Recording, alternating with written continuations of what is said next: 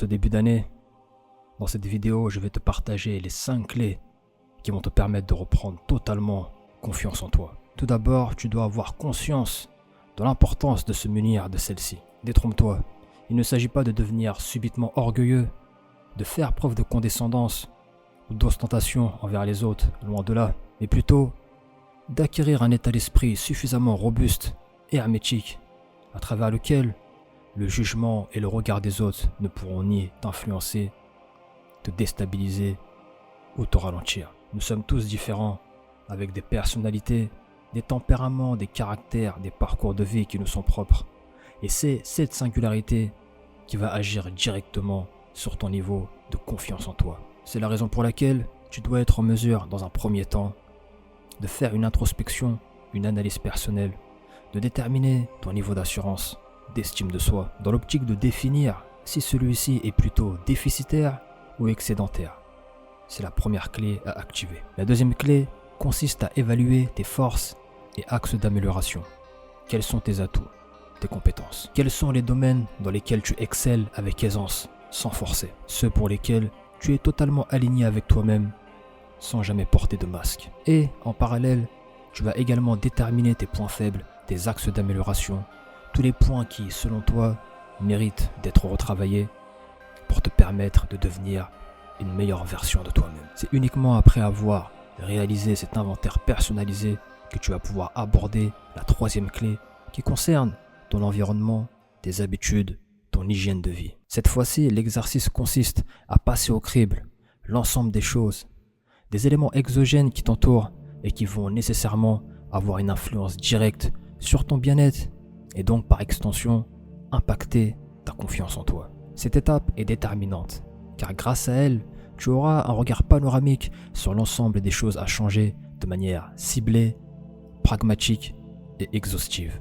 Avoir confiance en soi, être bien dans sa tête, ça commence par être bien dans son corps et dans son espace.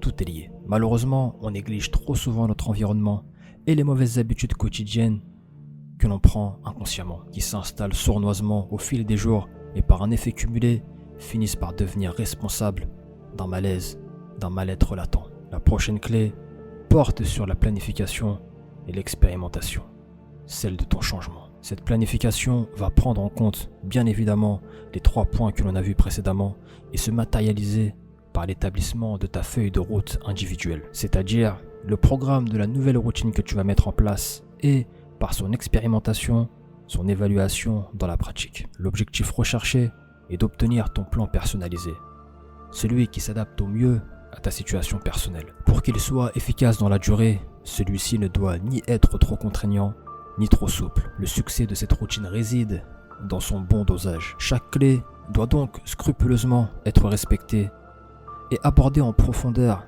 avec précision et rigueur. Mais garde à l'esprit qu'il y a la théorie et la pratique, et généralement il y a souvent un écart entre les deux. Tu dois donc concevoir et prévoir une éventuelle marge de manœuvre si ta réalité l'impose, tout en restant le plus possible objectif. À chaque objectif atteint, réajuste ta routine jusqu'à l'atteinte du prochain objectif. Car oui, ton but est d'évoluer constamment, de devenir meilleur chaque jour, d'aller toujours plus loin en dépassant tes limites. C'est un cycle, une boucle sans fin. C'est le processus d'amélioration continue. En activant l'une après l'autre ces différentes clés, tu vas nécessairement augmenter ton niveau d'estime de toi et retrouver la confiance en toi qu'il te manque. En effet, la confiance en soi découle de la connaissance et de la maîtrise de soi. Un sentiment, une attitude, un comportement qui va te permettre d'être acteur de ta vie. Indépendamment des résultats escomptés, ta posture fera toute la différence.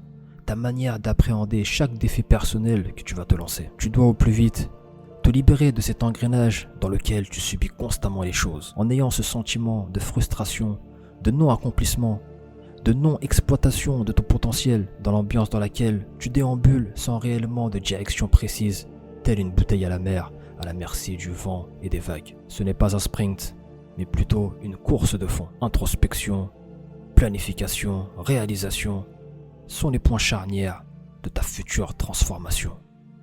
Nos limites, zéro excuse, reprends dès à présent le contrôle sur ta vie.